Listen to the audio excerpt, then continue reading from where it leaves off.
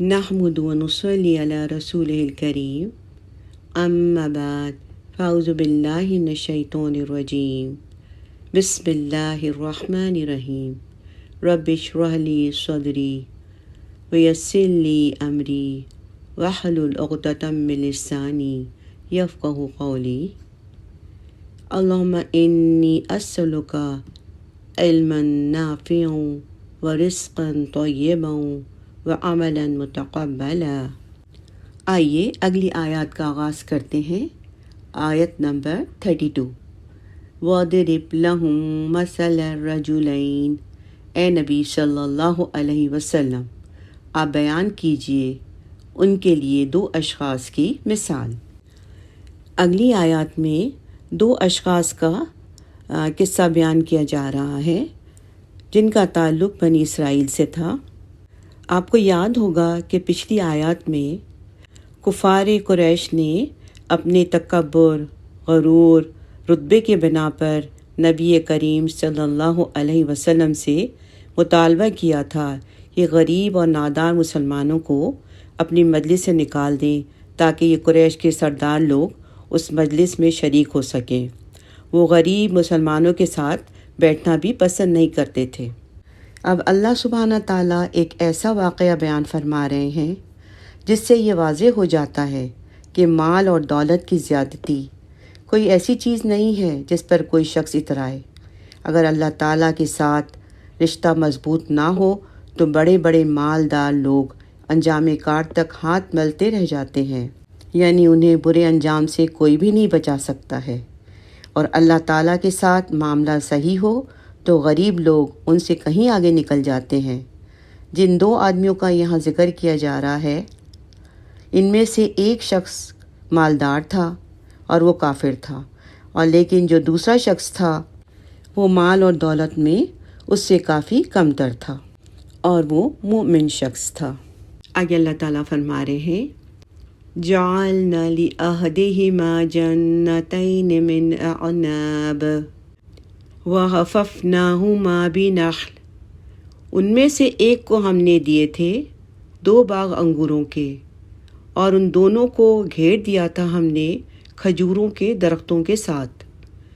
انگوروں کی بیلوں کے گردا گرد کھجوروں کے درختوں کی باڑ تھی تاکہ نازک جو بیلیں ہیں آندھی طوفان وغیرہ سے محفوظ رہیں، یعنی بیچ میں انگوروں کی بیلیں تھیں جو اپنی چھتریوں پہ چڑھی ہوئی تھیں اور اس کے اردا گرد کھجوروں کے درخت تھے تاکہ ان کو آندھی اور طوفان سے وہ بچا سکیں۔ وَجَعَلْنَا بَيْنَهُمَا زَرْعًا، اور ہم نے ان دونوں باغوں کے درمیان کھیتی کا انتظام بھی کر رکھا تھا، یعنی بنیادی طور پر وہ انگوروں کے باغات تھے، ان کے چاروں طرف کھجوروں کے درخت تھے جن کی دوہری افادیت تھی، یعنی ڈبل فائدے تھے۔ ان درختوں سے کھجوریں بھی حاصل ہوتی تھیں اور وہ حفاظتی طور پر ایک باڑ کا بھی کام دیتے تھے۔ درمیان میں زمین کاشتکاری کے لیے بھی تھی جس سے اناج وغیرہ ہوتا تھا۔ گویا ہر لحاظ سے وہ مثالی باغ تھا، اور باغ کا جو مالک تھا وہ باغ سے اپنا بھرپور فائدہ اٹھاتا تھا۔ آیت نمبر 33۔ کِلْتَا الْجَنَّتَيْنِ آتَتْ أُكُلَهَا وَلَمْ تَظْلِم مِّنْهُ شَيْئًا، دونوں باغات اپنا پھل خوب دیتے تھے اور ان میں سے کچھ بھی کم نہ کرتے تھے۔ وہ دونوں باغات ہر سال موسم کے مطابق خوب پھل دیتے تھے اور ان کی پیداوار میں کبھی بھی کمی نہیں آتی تھی۔ ان باغوں کا مالک شخص سالوں سے ان کی پیداوار سے مسلسل فائدہ اٹھاتے انہیں دائمی سمجھ بیٹھا تھا، یعنی وہ سمجھ بیٹھا تھا کہ یہ تو ہمیشہ اسی طرح ہی ہوتا رہے گا، ان میں کمی واقع نہیں ہو سکتی، اور وہ بالکل بھول ہی گیا تھا کہ سب کچھ اللہ کی اجازت، اللہ کی مرضی سے ممکن ہے۔ آگے اللہ تعالیٰ فرما رہے ہیں وَفَجَّرْنَا خِلَالَهُمَا نَهْرًا، اور ہم نے جاری کر دی تھی ان کے درمیان ایک نہر، یعنی ان دونوں باغوں کے بیچوں بیچ ایک نہر بھی بہتی تھی۔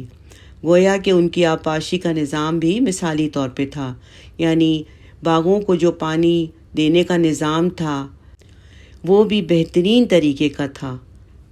آیت نمبر 34۔ وَكَانَ لَهُ ثَمَرٌ، اور اس کے لیے پھل بھی تھا۔ اس کا ایک مفہوم تو یہ ہے کہ اس وقت وہ دونوں باغات پھلوں سے خوب لدے ہوئے تھے، یعنی اس میں پھل لگے ہوئے تھے۔ اور دوسرا مفہوم یہ ہے کہ جو مالدار شخص تھا اس کو اللہ نے اولاد بھی خوب دے رکھی تھی، اس لیے کہ انسان کے لیے اس کی اولاد کی وہی حیثیت ہے جو کسی درخت کے لیے اس کے پھل کی ہوتی ہے۔ آگے ہے فَقَالَ لِصَاحِبِهِ، تو کہا اس نے اپنے ساتھی سے، یعنی جو مالدار آدمی تھا اس نے اپنے ساتھی دوست سے کہا وَهُوَ يُحَاوِرُهُ، اور وہ آپس میں گفتگو کر رہے تھے۔ اب یہ جو اس کا ساتھی تھا وہ اس کا دوست بھی ہو سکتا ہے، اس کا کوئی رشتہ دار بھی ہو سکتا ہے، یعنی کوئی بھی، یہ اس کا جو ساتھی تھا، یہ دونوں جو صاحب حیثیت تھا اور جو اس کا ساتھی تھا، یہ دونوں آپس میں گفتگو کر رہے تھے۔ انا اکثر منک مالا واعز نفرا، کہ میں تم سے بہت زیادہ ہوں مال میں اور بہت بڑا ہوا ہوں نفری میں، یعنی میں حیثیت میں، مال اور اولاد میں تم سے زیادہ بہتر ہوں۔ یعنی جس شخص کو اللہ تعالیٰ نے مال اور دولت اور بہت سی دوسری نعمتوں سے نوازا تھا، وہ شخص اپنی خوشحالی میں اس قدر مگن ہوا کہ اس کی نگاہ اللہ سے ہٹ کر مادی وسائل یعنی دنیا کی ہی رونقوں میں اور دنیا کی ہی جو وسائل تھے، اسباب تھے، اسی میں ہی جم کر رہ گئی، اور انہی وسائل کو اپنے توکل اور بھروسے کا مرکز بنا بیٹھا یہ شخص۔ آیت نمبر 35 وَدَخَلَ جَنَّتَهُ وَهُوَ ظَالِمٌ لِنَفْسِهِ، اور وہ داخل ہوا اپنے باغ میں اس حال میں کہ وہ اپنی جان پر ظلم کر رہا تھا۔ قَالَ مَا أَظُنُّ أَن تَبِيدَ هَٰذِهِ أَبَدًا، اس نے کہا میں نہیں سمجھتا کہ یہ باغ کبھی بھی برباد ہو سکتا ہے۔ مفسرین لکھتے ہیں کہ مالدار شخص نے اپنے دوست کا ہاتھ پکڑا اور باغ میں داخل ہوا اور اپنے غرور اور تکبر کا اظہار کرتے ہوئے گھومنے لگا اور اس کی خوبیاں بیان کرنے لگا۔ چونکہ وہ مادہ پرست تھا اور ظاہری چیزوں پر اس کا توکل تھا اور اللہ پہ بھروسہ تو بھول چکا تھا، اس لیے کہنے لگا کہ میں نہیں سمجھتا کہ یہ باغ کبھی ختم ہوگا، یعنی یہ باغ تو میرا ایک مثالی باغ ہے، اسے میں نے باقاعدہ منصوبہ بندی کے تحت ہر قسم کے خطرات سے محفوظ بنا کے رکھا ہے، اور یہ ایک بہت ہی محفوظ باغ ہے۔ انگوروں کی نازک بیلوں کے گردا گرد کھجوروں کے بلند اور بالا درخت ہیں، اور جو ہر قسم کے طوفان اور ہر قسم کی ہواؤں اور ہر قسم کے تھپیڑوں سے اس کی حفاظت کر رہے ہیں، اور پانی کا بھی یعنی آبپاشی کا بھی ایک بہترین نظام ہے، لہٰذا میں نہیں سمجھتا کہ اسے کبھی کسی قسم کا کوئی خطرہ لاحق ہو اور یہ کبھی یہ فنا ہو۔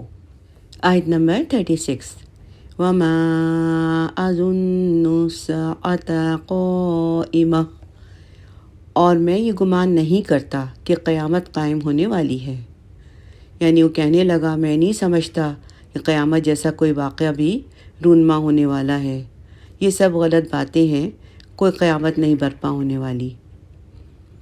آگے ہے وَلَئِن رُدِدتُّ إِلَىٰ رَبِّي لَأَجِدَنَّ خَيْرًا مِّنْهَا مُنقَلَبًا، اور اگر مجھے لوٹا ہی دیا گیا اپنے رب کی طرف تو میں لازماً پاؤں گا اس باغ سے زیادہ اچھا بدلہ۔ یعنی وہ کہہ رہا ہے کہ قیامت اور آخرت کا تو اول میں قائل ہی نہیں ہوں، لیکن اگر قیامت بالفرض آ بھی گئی تو وہاں بھی میں بہتر زندگی پاؤں گا، یعنی قیامت میں بھی مجھے بہتر زندگی، بہترین چیزیں ملیں گی۔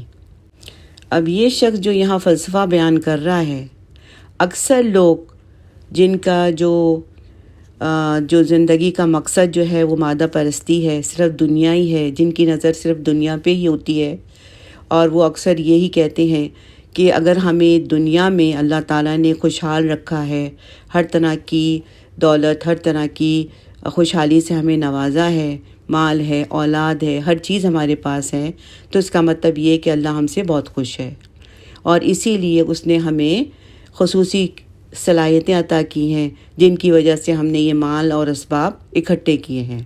تو اس کا مطلب یہ ہے کہ ہم آخرت میں بھی ہمیں یہ چیزیں ضرور ملیں گی اور اللہ تعالیٰ ہمیں نوازے گا۔ اور جو لوگ یہاں پر ہم سے کم ہیں، جو لوگ یہاں پر غریب نادار ہیں، تو وہ یہ آخرت میں بھی بے یار اور مددگار رہیں گے۔ یہ فلسفہ تقریباً تمام مادہ پرست اور دنیا پرست لوگوں کا ہے۔ آیت نمبر 37 and 38۔ آیت نمبر 37۔ قال له صاحبه وهو يحاوره، اس کے ساتھی نے اس سے کہا اور وہ اس سے گفتگو کر رہا تھا، اکفرت بالذی خلقک من تراب ثم من نطفہ ثم سواک رجلا، کیا تم نے کفر کیا اس ہستی کا جس نے پیدا کیا تمہیں مٹی سے، پھر گندے پانی کی بوند سے، پھر تمہیں سلامت انسان بنا دیا۔ آیت نمبر 38 بھی پڑھ لیتے ہیں۔ لَكِنَّا هُوَ اللَّهُ رَبِّي وَلَا أُشْرِكُ بِرَبِّي أَحَدًا، لیکن میں تو مانتا ہوں وہ اللہ میرا رب ہے اور میں اپنے رب کے ساتھ کسی کو شریک نہیں ٹھہراتا۔ ان آیات میں جو مومن مفلس تھا اس کا جواب اس کے کافر دوست کو جو مالدار تھا وہ یہاں پر بیان ہو رہا ہے کہ کس طرح اس نے واعظ کیا اور ایمان اور یقین کی ہدایت کی اور اسے گمراہی اور غرور سے ہٹانا چاہا۔ اس نے کہا کہ تم اللہ کے ساتھ کفر کرتے ہو جس نے انسانی پیدائش مٹی سے شروع کی، پھر اس کی نسل ملے جلے پانی سے جاری رکھی۔ جیسے کہ آیت میں کیف تکفرون باللہ میں ہے کہ تم اللہ کے ساتھ کیسے کفر کرتے ہو، تم تو مردہ تھے، اس نے تمہیں زندہ کیا، تم اس کی ذات کا، اس کی نعمتوں کا انکار کیسے کر سکتے ہو؟ اس کی نعمتوں کے اور اس کی قدرتوں کے بے شمار نمونے تمہارے سامنے، تمہارے آس پاس موجود ہیں، خود تم میں موجود ہیں۔ کون نادان ایسا ہے جو نہیں جانتا ہو کہ وہ پہلے کچھ نہ تھا؟ اللہ سبحانہ تعالیٰ نے اسے وجود دیا اور وہ خود بخود اپنے ہونے پر قادر نہ تھا۔ اللہ تعالیٰ نے اس کا وجود پیدا کیا، پھر وہ انکار کے لائق کیسے ہو گیا؟ اللہ کی توحید سے کون انکار کر سکتا ہے؟ اور میں تو تمہارے مقابلے میں کھلے الفاظ میں کہہ رہا ہوں کہ میرا رب وہی اللہ واحد لا شریک ہے، میں اپنے رب کے ساتھ کسی کو شریک کرنا پسند نہیں کرتا۔ آیت نمبر 39 and 40۔ پہلے پڑھتے ہیں آیت نمبر 39۔ وَلَوْلَا إِذْ دَخَلْتَ جَنَّتَكَ قُلْتَ مَا شَاءَ اللَّهُ لَا قُوَّةَ إِلَّا بِاللَّهِ، اور تم جب باغ میں داخل ہوئے تھے تو کیوں نہیں کہا تھا کہ اللہ نے جو چاہا ہے وہ ہوا ہے، اللہ کی مشیت کے بغیر کسی کو کوئی قوت حاصل نہیں ہو سکتی۔ جب تم باغ میں داخل ہوئے، ہر طرف تمہیں خوبصورت مناظر دیکھنے کو ملے، پورا باغ پھلوں سے لدا ہوا نظر آیا تھا، تو تمہاری زبان سے ماشاء اللہ کیوں نہ نکلا، اور تم نے کیوں نہ کہا کہ یہ میرا کمال نہیں ہے، یہ تو اللہ سبحانہ تعالیٰ کی دین ہے جو اصل طاقت اور اختیار کا مالک ہے، اور اس کی اجازت اور اس کی مرضی کے بغیر کچھ نہیں ہو سکتا۔ یہ ماشاء اللہ کا وہ کلمہ ہے جس میں توحید کوٹ کوٹ کر بھری ہوئی ہوتی ہے کہ اللہ جو چاہتا ہے وہی ہوتا ہے، کسی اور کے چاہنے سے یا اسباب اور وسائل کے ہونے سے کچھ نہیں ہوتا۔ آگے اللہ سبحانہ تعالیٰ فرماتے ہیں، ان ترنی انا اقل منک مالا وولدا، اور اگر تم مجھے دیکھتے ہو کہ میں تم سے مال اور اولاد میں کم ہوں۔ ان آیات میں یہ بتایا جا رہا ہے کہ جب وہ کافر دوست اللہ کی ناشکری کرتا ہوا باغ میں داخل ہوا تو مومن شخص نے اس سے کہا، جب تم باغ میں داخل ہوئے اور اس کے حسن و جمال کو دیکھ کر خوش ہوئے تو اللہ کی نعمتوں کا اعتراف کرتے ہوئے کیوں نہیں کہا کہ یہ باغ اللہ کی مشیت اور اس کے فضل و کرم سے حاصل ہوا ہے۔ اگر وہ چاہے گا تو اسے آباد رکھے گا اور چاہے گا تو اسے ختم بھی کر سکتا ہے، خرابات میں بدل بھی دے گا۔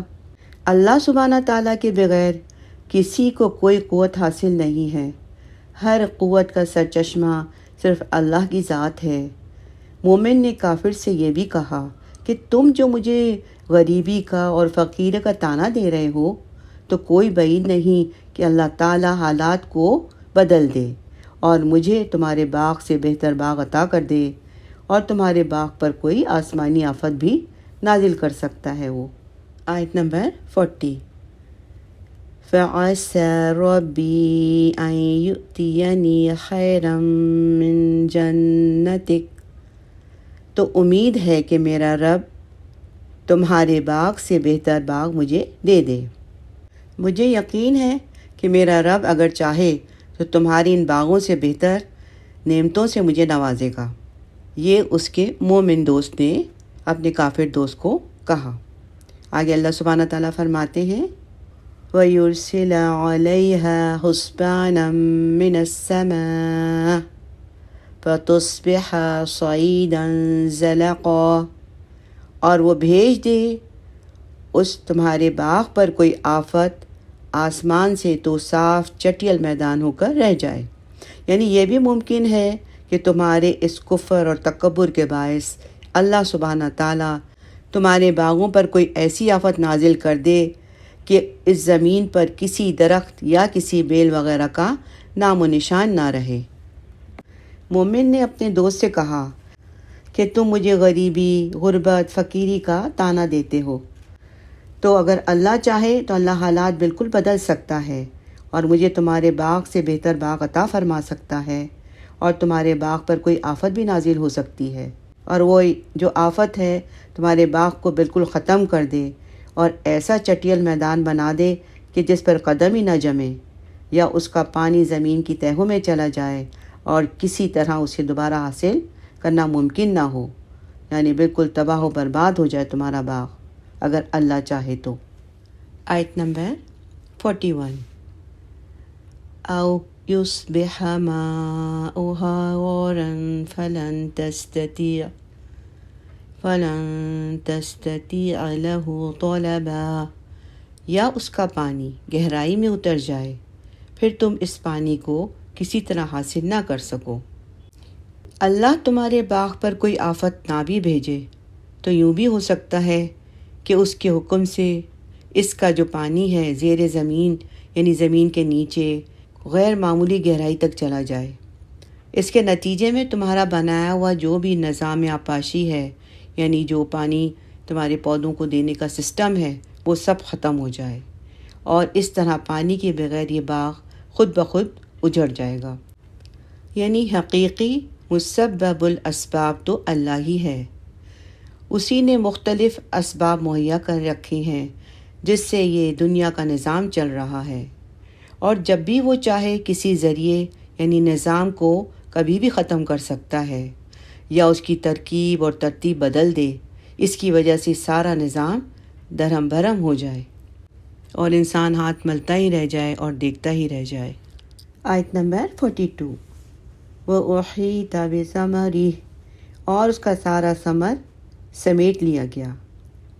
اس شخص کو اللہ تعالیٰ کی طرف سے جو نعمتیں دی گئی تھیں وہ سب اس سے چھین لی گئیں، باغ بھی اس کا اجڑ گیا اور اولاد بھی چھن گئی۔ اس سے اندازہ ہوتا ہے کہ دوسرا شخص جو مومن تھا اللہ کا خاص اور مقرب بندہ تھا۔ مالدار شخص نے اسے اس کی ناداری کا یعنی غریبی کا طعنہ دیا تھا اور کہا تھا انا اکثر منک مالا واعز نفرا، کہ مال اور دولت میں بھی مجھے تم پر فوقیت حاصل ہے اور نفری میں بھی میں تم سے بڑھ کر ہوں۔ اس طعنے سے اللہ کے نزدیک اس نیک بندے کا دل دکھا ہوگا جس کی سزا اسے فوری طور پر ملی اور اللہ نے اس سے سب کچھ چھین لیا۔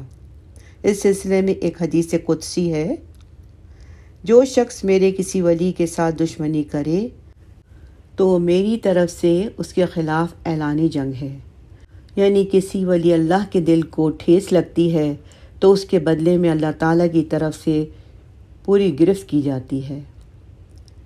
آگے ہے فَأَصْبَحَ يُقَلِّبُ كَفَّيْهِ عَلَى مَا أَنفَقَ فِيهَا، تو وہ ہاتھ ملتا رہ گیا اس پر جو کچھ اس نے اس میں خرچ کیا تھا۔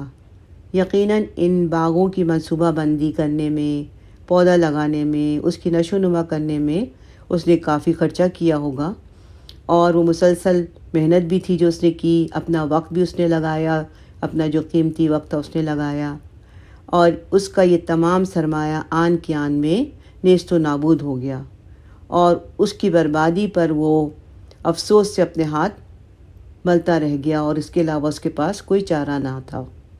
وَهِيَ خَاوِيَةٌ عَلَى عُرُوشِهَا، اور وہ باغ گرا پڑا تھا اپنی چھتریوں پر، یعنی انگوروں کی بیلیں جن چھتریوں پہ چڑھائی گئی تھیں وہ سب کی سب اوندھی پڑی تھیں۔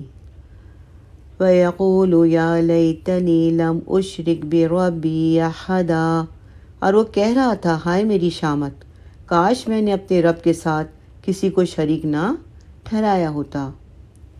اس مالدار شخص کی بات سے یہ حقیقت پوری طرح واضح ہو جاتی ہے کہ اس شخص نے اللہ تعالیٰ کی قدرت اور اس کے اختیار کو بھلا کر ظاہری اسباب، مادی وسائل پر توکل کیا تھا، یعنی وہ بالکل مٹیریلسٹک بن گیا تھا، اور یہی وہ شرک تھا جس کا خود اس نے یہاں پر اعتراف کیا ہے۔ آج کے دور کی جو مادہ پرستانہ ذہنیت ہے، یعنی جو لوگ صرف دنیا کی ظاہری چمک دمک اور ظاہری اسباب پہ توکل کرتے ہیں، اس رکوع میں ان سب لوگوں کا بہت بہترین طریقے سے نقشہ پیش کیا گیا ہے۔ یہ شرک کی ایک جدید قسم ہے جس کو پہچاننے اور اس سے محتاط رہنے کی اشد ضرورت ہے۔ اس آیت سے ہمیں یہ بھی پتہ چلتا ہے کہ اللہ تعالیٰ اپنے مومن بندوں کی مشرکوں کے خلاف مدد فرماتا ہے اور ان سے انتقام لے کے مومنوں کے سینوں کو ٹھنڈک پہنچاتا ہے، جیسے کہ اس آیت میں ہے کہ اللہ نے کافر کے خلاف مومن کی مدد کی اور اس کی بات کو سچا دکھلایا۔ وہ اپنے مومن بندوں کو اچھا بدلہ دیتا ہے اور ان کا انجام بھی اچھا کرتا ہے، بے شک۔ اس کے برعکس کافر جس نے بہت غرور و تکبر کیا، اپنے دوست کے سامنے جاہ و جلال دکھانے کی کوشش کی، جس کی وجہ سے وہ اللہ کے عذاب سے بچ نہیں سکا، بلکہ اللہ سبحانہ تعالیٰ نے عذاب دے کر مومن کی اس پر فوقیت کو ثابت کر دیا۔ آیت نمبر 43 وَلَمْ تَكُنْ لَهُ فِئَةٌ يَنْصُرُونَهُ مِنْ دُونِ اللَّهِ وَمَا كَانَ مُنْتَصِرًا، اور نہ ہوئی اس کے لیے کوئی جماعت جو اللہ کے مقابلے میں اس کی مدد کو آتی، اور نہ وہ خود ہی انتقام لینے والا بن سکا۔ اللہ سبحانہ تعالیٰ کے مقابلے میں بھلا اس کی مدد کون کر سکتا تھا، اور اس صورتحال میں وہ کس سے انتقام لے سکتا تھا؟ وہ تو بالکل بے بس تھا۔ آیت نمبر 44 هُنَالِكَ الْوَلَایَةُ لِلَّهِ الْحَقِّ، یہاں تو تمام اختیار اللہ ہی کا ہے جو الحق ہے۔ هُوَ خَيْرٌ ثَوَابٌ وَخَيْرٌ عُقْبًا، وہی بہتر ہے انجام دینے میں اور وہی بہتر ہے عاقبت کے اعتبار سے۔ آیت میں ہے وَلَایَةُ لِلَّهِ الْحَقِّ، ولایت کے معنی یہاں پر حکومت اور اقتدار کے ہیں، یعنی کسی ملک یا کسی علاقے کے مالک یا حکمران کو کہتے ہیں۔ اسی لحاظ سے یہ مفہوم ہے کہ کل کا کل اقتدار اور اختیار اللہ ہی کے لیے ہے، اور وہی الحق ہے، وہی الحق ہے کہ ہر مومن اور کافر اللہ ہی کی طرف رجوع کرنے والا ہے، اس کے سوا کوئی جائے پناہ نہیں، عذاب کے وقت کوئی بھی اس کے کام نہیں آ سکتا۔ آیت کے دوسرے حصے میں ہے وہی بہتر ہے انعام دینے میں اور وہی بہتر ہے عاقبت کے اعتبار سے، یعنی انعام وہی بہتر ہے جو وہ بخشے، اور انجام وہی بخیر ہے جو وہ دکھائے۔ جو کام اور جو اعمال صرف اللہ ہی کی رضا کے لیے ہوں اور اس کی خوشنودی حاصل کرنے کے لیے ہوں، تو ایسے اعمال جو ہوتے ہیں ان کا انجام بھی بہتر ہوتا ہے اور ان کا ثواب بھی اللہ سبحانہ تعالیٰ کی طرف سے بے پناہ ہوتا ہے۔ الحمدللہ یہاں پر اس رکوع کا اختتام ہوا۔ بارک اللہ لی و لکم فی القرآن العظیم۔ ربنا تقبل منا انک انت السمیع العلیم وتب علینا انک انت التواب الرحیم۔